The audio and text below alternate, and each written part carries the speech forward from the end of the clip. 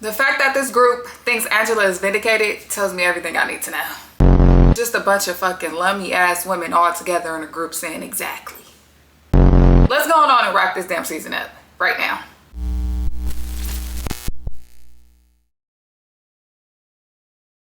What's up, y'all, and welcome back to This With The News. If you are a returning subscriber, thank you so much for coming back to watch my videos. If you are new here, please like, comment, and share this video and join the family. Thank you. So today we will be recapping the Real Housewives of Atlanta season 17 episode 16. I wanted to roll my eyes all the way to the back of my head because that's how irritated I was this whole episode. I'm just over the fucking gaslighting. I'm over everything. Completely over everything. We are on the road to 1K. As y'all already know, we are currently at 974 subscribers. We are almost there, y'all. We almost there, family. We can get there, and I believe we can get there by the end of August. If you have been championing in the comments and making sure that my videos are getting seen, I appreciate you so much. Let's get to 1K. Like, comment, share, subscribe. Okay, y'all? Thank y'all very much. Let's get into the recap. So the episode starts off with Shamia going to visit her lawyer to talk about the rum pum business. Rum pum. It's called rum pum. And I think that's I like it. It's really cute. It's really cute.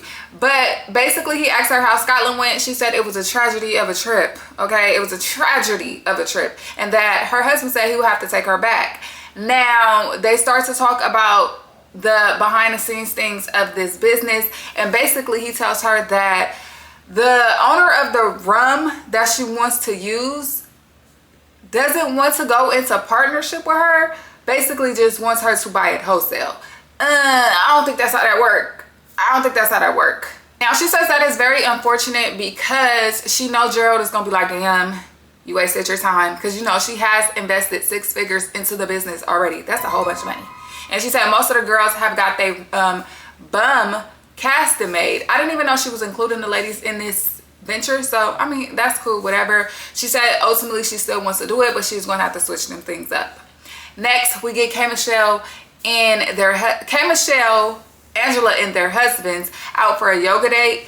K Michelle looks really pretty in this scene, really pretty. Angela says the 2 assholes are back together. If y'all don't remember, in the first episode, K Michelle and Charles was sitting next to each other and they was hooting and hollering. Okay, I love me a good hoot and holler session, and I think them two might be, don't get at me for saying this, but they might be the next Nene and Peter 2.0.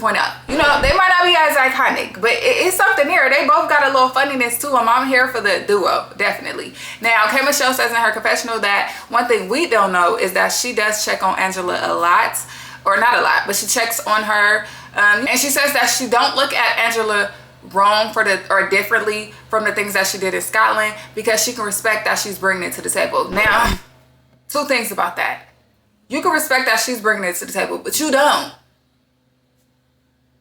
That whole, oh, this person is scheming and plotting behind my back and you didn't want to say no motherfucking names. Girl, don't piss me off. Please don't piss me the fuck off. K Michelle, I just complimented you, boo. You pissed me off already. And then on top of that, how can you respect her for lying? She brought some shit to the table that was bullshit. That was a complete fucking lie. I'm sorry. The fact, I think y'all, you know how you go to bat for the kids and the moms, it should be that same way for the marriages, okay? Because to constantly say this girl is sleeping with all these men with no hard facts, I'm sorry, you cannot keep coming at me for my marriage. Like, you can't. And then K Michelle, you saying you respect her for telling a lie and then not getting called out by anybody for that lie? For that lie gets what, man, it's too soon in the episode for me to already start getting mad, y'all. Let's keep going. So they start the yoga session and the instructor tells them to look into their partner's eye and, you know, remember the last time that they had intimacy, had sexual whatever. And Charles is looking everywhere but at his damn wife. Now, I don't know at this point if Charles just, listen, I don't know if he's just a hilarious ass person or he's just feeding into the whole dynamic that he don't really like his wife.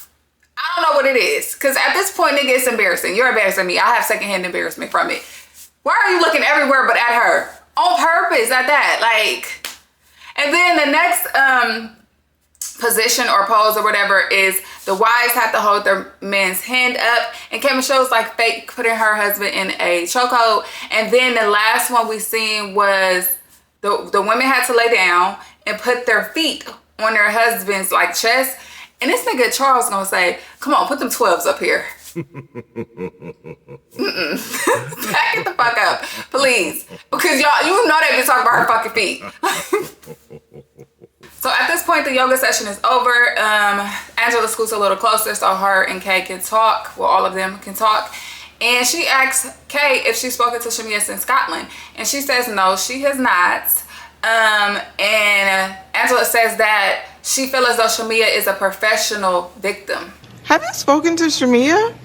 I honestly haven't talked to her. Yeah. Like, and had details or anything about how she felt. So I don't know where she is with that. So maybe it was deeper than that. With me or with? No, just period. But she knows how to set the tone to where she's looked at as a victim. And she's a professional victim. Now, there has been instances where I feel like Shamia has put herself in that type of seat. You feel me? She has put herself in that type of light. But I don't think Scotland was that. Absolutely the fuck not. If anything, it was the opposite of that.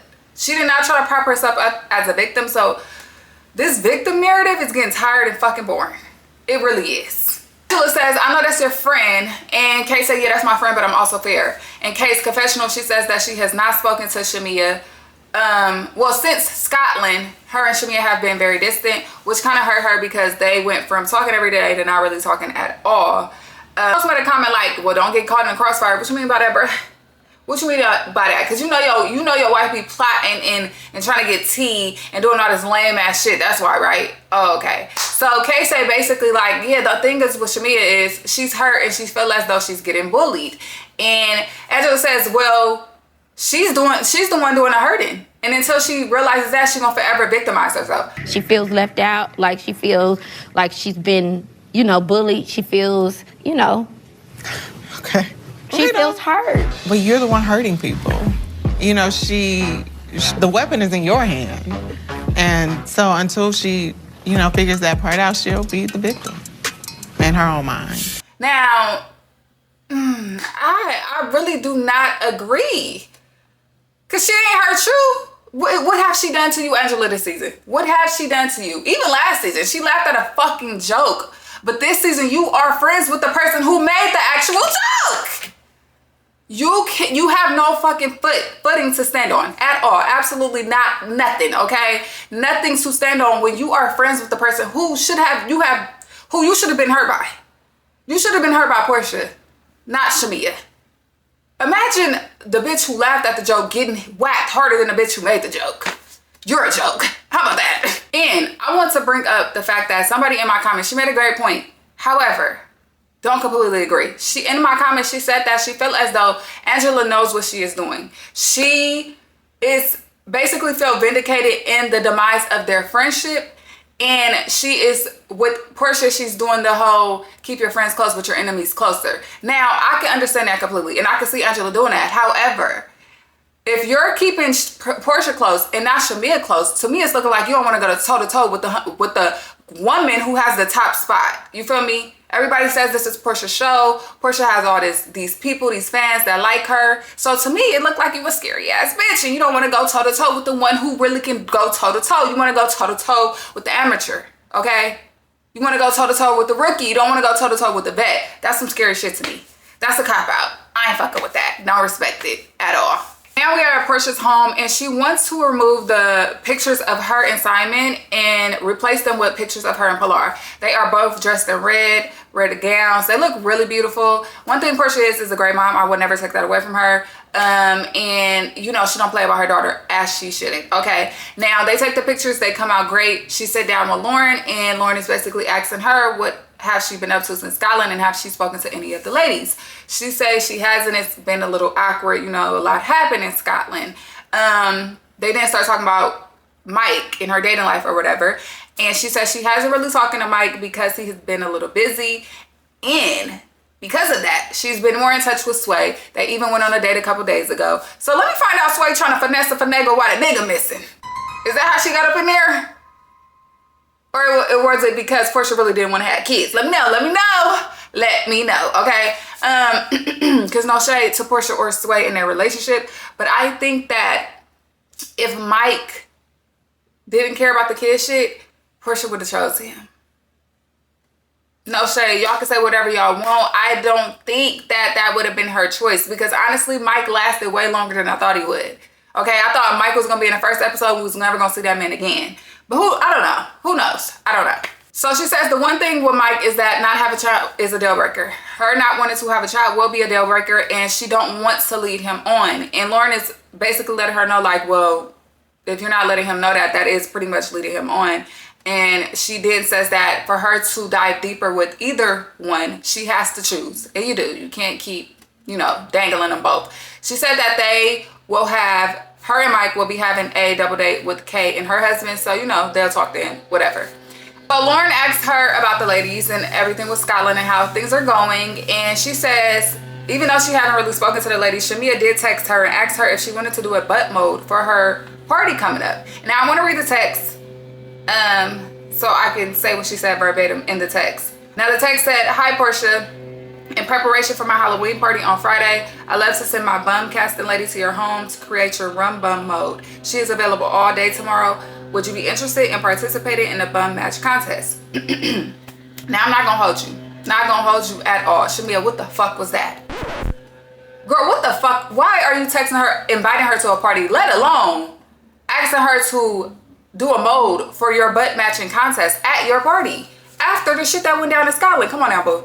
Come on now, boo. Now, I go to bat for women, or not women, but the housewives on the show still doing their job, right? But that was a big thing, okay? The shit that happened with you and Porsha is not something you could just sweep under the rug and then do housewives the next day. Do reality TV in a couple weeks. Like, I'm sorry, you can't. Inviting somebody to your house after you didn't even want her to come to your house for your husband's birthday party, I can't back that. You feel me? I am very fair. I'm a real ass bitch. And I fuck with you, Shamia, but that was some lummy ass shit, okay?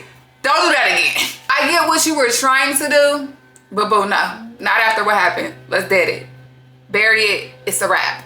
So next we get a little montage of clips. We get Pinky at the studio with her daughter, making a song, saying it's my birthday. I don't know. Pinky, girl, you always working. Clock the fuck out. Says, please.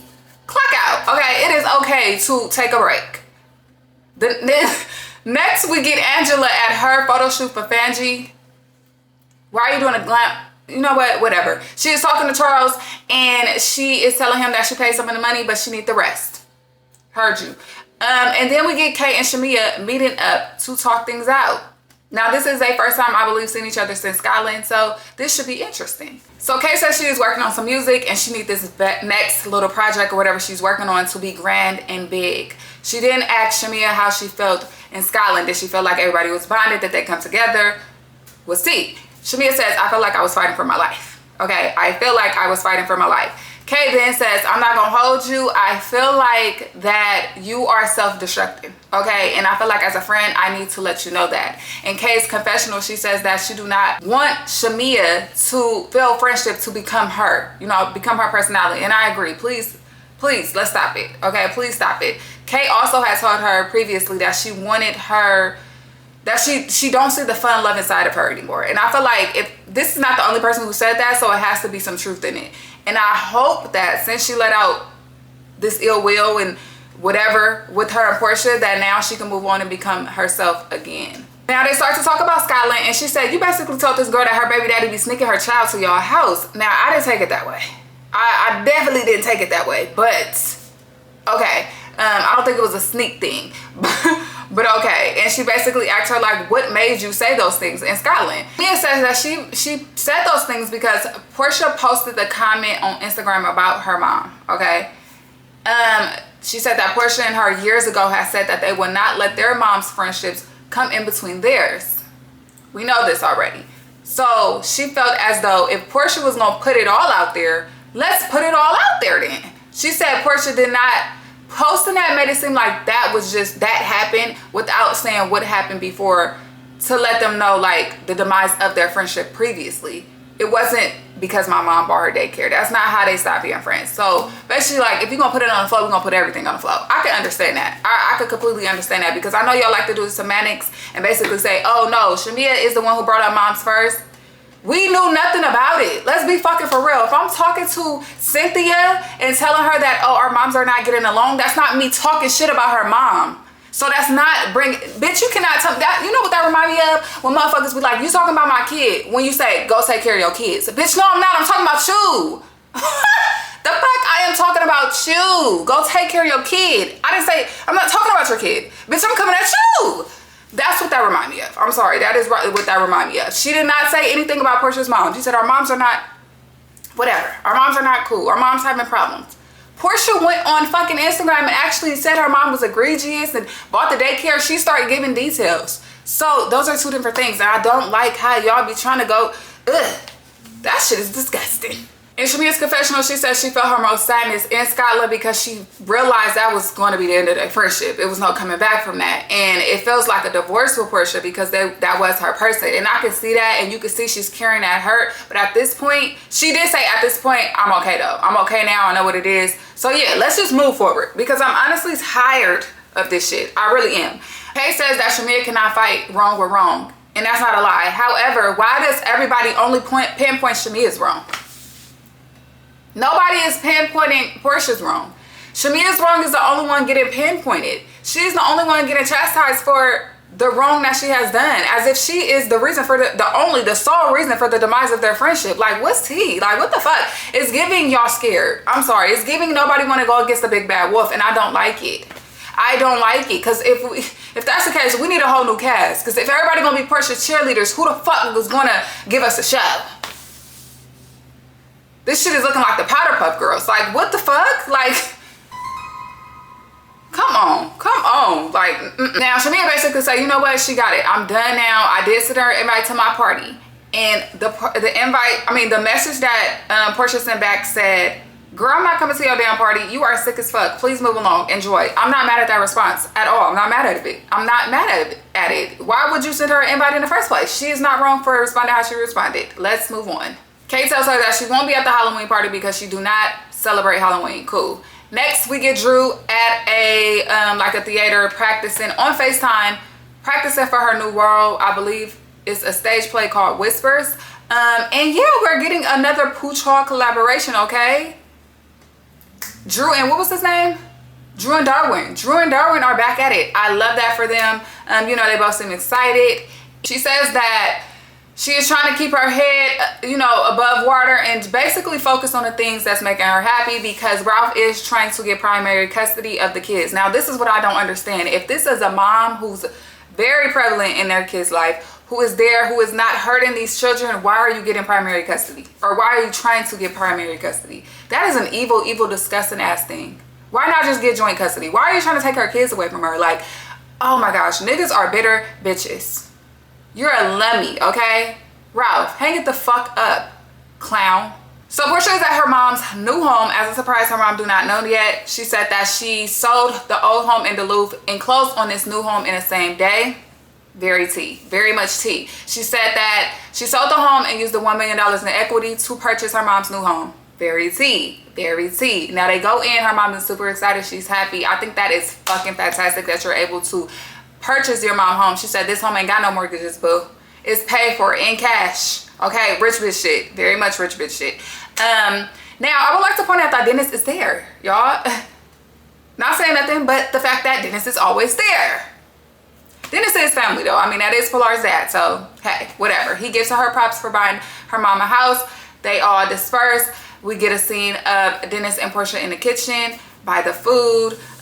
He's thanking her for inviting him and keeping him in the loop. And she's like, yeah, you all right, you good or whatever. In her confession, she says that at the end of the day, Dennis is family, okay? And Dennis loved her mom and loved her family. So of course she wanted to extend that invite. So the day of Shamia Halloween party has arrived. Y'all know she gonna throw an extravagant party, okay? It's very much rich bitch too as well. She is giving money, okay? Very much got money, okay? She is dressed up as Avatar. The flyest Avatar I ever seen. Like, whoever did that makeup, whatever, look good, all right? Now, she said that Rum Bum will be sponsoring the party, and that's the only alcohol that they will have. She wants the ladies to try it, and she is extending this as an apology to them. Baby, stop apologizing. I keep telling you to stop fucking apologizing to these girls. I said it last recap. Stop apologizing. They don't care. Also, this further proves my narrative that she is not propping herself up as a victim, because she keep apologizing, and victims don't apologize. So can we get the fucking victim narrative? Victims do not apologize, okay? And she keeps apologizing. She's taking accountability. Are y'all cool? Okay. So the good news is that the Rum Pum partnership business executive lady, whatever, I don't know who she is, but I know she is her partner. She shows up to the party and basically tells her, like, listen, we still want to, do business with you. We just have to switch some things in the contract because everything was put into one contract. And, we want to switch some things up, but it is coming. So they toast to that. Next, we get Cynthia coming in as Omar's school glue. She says she is going to be the glue to put the group back together. Are you sure? You're very biased, so it's giving you're not. It's no. No. Take it off. You're not the, you're definitely not the glue. I don't know who told you that.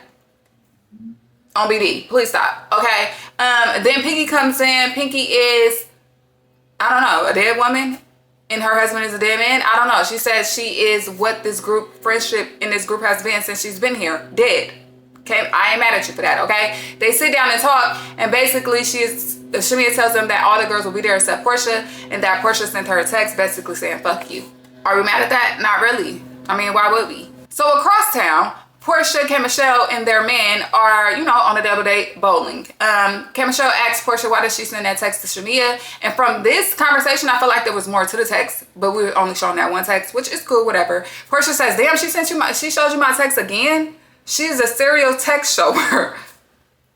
Hey, it is what it is. Basically, she was just like, no, I'm not going to her party. Like, it is what it is. She's going to take Pilar trick-or-treating, and that's what it is. Now, they sit down to eat, and Mike tells them that he's in love with Porsha. Shut up, girl. In love? You cool? I don't know what's going on with them, so I can't really, but in love I was shocked. I was just as shocked as Porsha. I don't know what to say. Porsha said, I like him, but I don't know about the love part. She said, we'll talk about this later. So the men go back to Bo, and Kay and Porsha sit down to talk still. And Porsha says, Kay says, I could tell that you really like him. And she says, you know what? I really do, but I'm also dating Sway. And Kay Michelle was like, oh, really? Like, she was shocked that she is dating, I don't know if it was a woman or that she just dated other people. But she like, I do really like him, but today has shown me a different side of him. I don't know if that's good or bad, but Kay Michelle basically say, just have fun. Just have fun, and, that's all that matters the most. Back at the party, Phaedra shows up as the Godfather. I guess it's very fitting, It was a little running joke last season. Cool, whatever. Then Kelly comes as Wonder Woman, and she comes with her boyfriend. I almost called her husband. She comes with her boyfriend Jarvis, who is, I don't know, but I know he got a fucking mask on. What's that mask? It's off is it Iron Man? At first I thought it was like a motorcycle mask. I think it was an Iron Man mask, but the black one. And then he got like a ski mask on under that. He's doing his best to hide his fucking face. Whatever. So of course all the ladies are like, we want to see this nigga. Like, show us this nigga face. Like, what's tea? Okay, and Kelly in her confessional says that it is her choice. Well, no. Before that, Phaedra said that she has seen Jarvis, and he is a handsome man. Now in Kelly's confessional, she says that it is her choice to hide Jarvis because of, basically she don't want to show that man, and because of her ex, which I can get the ex part. Her ex is a fucking weirdo. So girl, hide him as long as possible. I ain't mad at you, for real. I'm really not. Now Drew shows up. She shows up late. She comes as a cowgirl, I'm guessing, but like America themed cowgirl. Girl, Drew be pissing me the fuck off, really. It just be like, try hard. It always gives try hard. Georgia and Ashley also shows up to the party. Okay, whatever. So Caston pops up out of nowhere, and they're like, oh shit, what's up, Caston? Like, what's good, my boy? And they're like, where's Kay? And he like, oh, she don't celebrate Halloween. And then she comes from behind them. Everybody is excited to see her, Shamia being the main one. In Kay Michelle's confessional, she says that her husband basically told her, like, you have to go support her. And Kim Michelle says she's happy to be here, but she's, you know, she didn't come dressed up. You can tell they just left the date night with Porsha and Mike. Now, the ladies all go sit down. And Shamia apologized again. And girl, tired of the apologies. Stop apologizing to these women that don't care. Exhibit A. Drew says in her confessional, Shamia's apologies don't really land. Bitch, when has yours ever landed? Oh, okay. Yeah, shut the fuck up. Please, okay? She did tell the ladies that she invited Porsha to the party, but basically she responded back like a fuck you or whatever. Cynthia said, I'm not gonna lie, based off the things that happened in Scotland, that response was warranted. I agree. And I think we all can agree. So Drew was like, it has come to a whole new low, okay? It's got very low. And Kelly jumps in and she like, yeah, but didn't nobody say nothing when Angela was bringing up George and making up this rumor saying that she slept with her husband. Now everybody is shocked because they did not realize Ashley was a part of this conversation. Like they didn't realize the girl with the fucking green ass Tinkerbell outfit on was Ashley. Okay, but everybody was crickets when your best friend, your Chi-Town honey boo boo, okay, said that she was sleeping with her husband. You was the one? Ashley is George's wife. Oh, you George's wife. Oh. So everybody like, oh shit, oh, she's here. So what happened? Now at this point, Angela is not there, but she is like walking up to the girls. So Ashley told the ladies, basically Angela called her and was like, do you know Shamia? She said, yeah. She said, oh, I need some tea. I believe that's how the conversation went. I really, truly do. Now, at this point, Angela has walked up. So they're like, oh, shit, you know, the person we were just talking about. Now, Ashley basically says the same thing again. And she said the thing that really took her was the fact that Angela had accused Charles and Shamia of having a sexual relationship. Now, Kelly and Shamia starts to get into this back and forth. Kelly starts talking shit about how small Angela Hill is. Angela says this hill is as short as her lease on her house.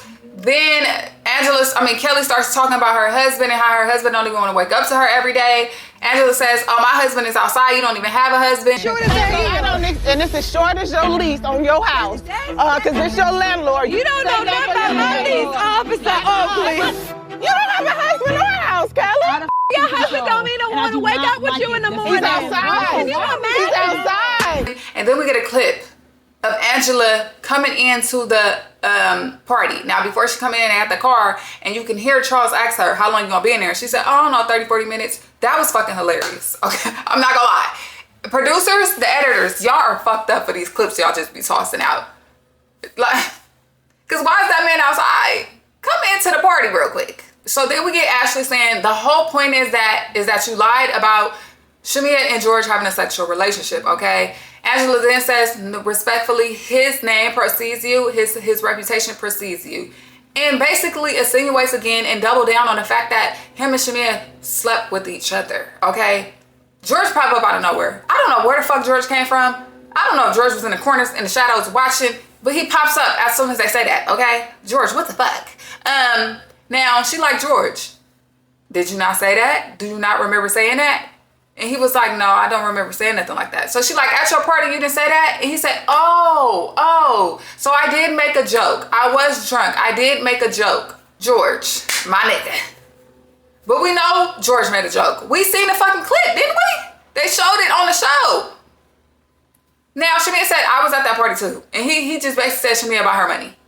He didn't say nothing about paying me for sex. And I feel like insinuating that he said that, like, you gotta pay her, whatever the fuck the comment was, insinuating that he was saying that he paid her for sex, that's some crazy shit, bro. Like, y'all don't think that's wild? Like, come on, y'all. All not liking Shamia aside, y'all don't think that's bullshit? So, you know what irritated me the most in this part of the scene?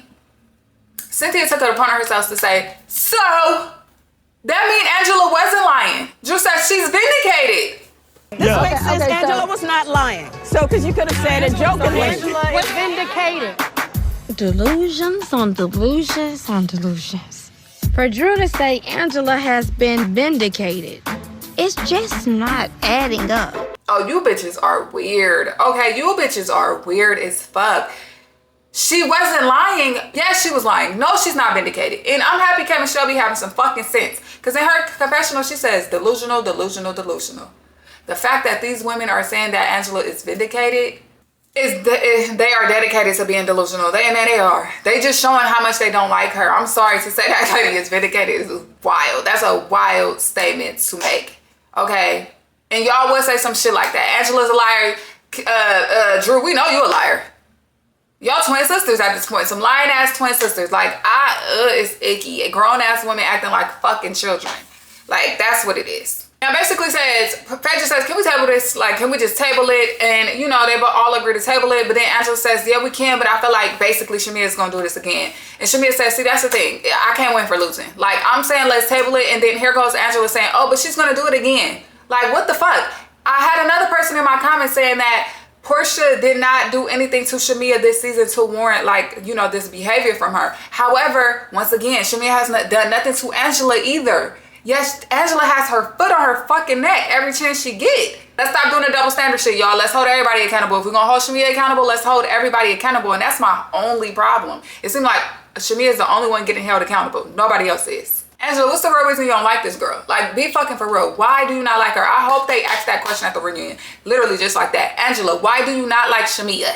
Angela, why do you have it out for Shamia? Angela, why do you have it out for Shamia, but not Porsha? Angela, why do you have it out for Shamia, the one who laughed at the joke, but not the one who made the joke? Like Porsha. Questions that need answers, Andy. I'm just saying. Okay, so now they start doing the judging for the bumcast. And honestly, I didn't really care for this scene. It was lummy as fuck. It's like, why are we doing this? Okay, Jarvis is hooting and hollering though with Kate and her husband. Like, I mean, having a good old grand old time. Okay, and he have a very distinctive voice, and I feel like I heard that voice somewhere, but I can't pinpoint from who. If y'all know who, put it in the comments below, because I know y'all be some detectives. Let me know. But his voice is very distinctive. Like, it's very high pitched, especially for a man. Now Gerald come on stage and he basically like, can I grab my wife, okay, and let's go out. Now, I thought it was going to be a gift for Shamia. However, there's a man with a horse for Drew. What? At Shamia's house? I'm confused, okay? Now, Drew says in her confessional that Terry, this is the man with the horse. Terry, who her friend, makeup artist, whatever, hooked her up with, who came to the skate party and popped up and whatever was her date, quote unquote, is there. Now, a few days prior, they were supposed to go on a date. He didn't show up. Or he left or whatever. And now this man showed up to the party with a horse. I am fucking confused. What is going on here? Like, I'm confusion, literally. Drew saying, I don't know what I'm gonna do with a horse. But she seems so happy to fucking have it in the scene, okay? K. Michelle said, oh my gosh, this girl don't know what the fuck she doing. She don't know how to produce shit. How are you acting shocked when you the one that set it up? I ain't gonna lie, that's really what it's giving. First off, you came dressed as fucking Cowboy Carter, knockoff version of Beyonce, and then this nigga show up with a horse. Everybody is confused. Like, literally, everybody has a look on her face like, what the fuck is this? Even Angela was looking like, what the fuck is going on? Drew, that's the best you can do, boo? Like, wrap this shit up. Like, please wrap this season up. Y'all, basically, that's how the episode ends. I don't know what the fuck going on, okay? We have one more episode into the reunion. I'm just ready for the reunion, y'all. The season finale look like it's gonna be all right, whatever. But I'm ready for the reunion. I'm ready for people to take accountability. We know how this shit going on RHOA, so it might not be nobody taking accountability, but I'm just ready to see what the fuck everybody's talking about, okay? Now, if you made it to the end of this video, please drop a purple heart below. Like, comment, share, subscribe to the channel. We are on the road to 1K. We are almost there. I appreciate y'all so much. And I'll see you guys next time. Bye, y'all.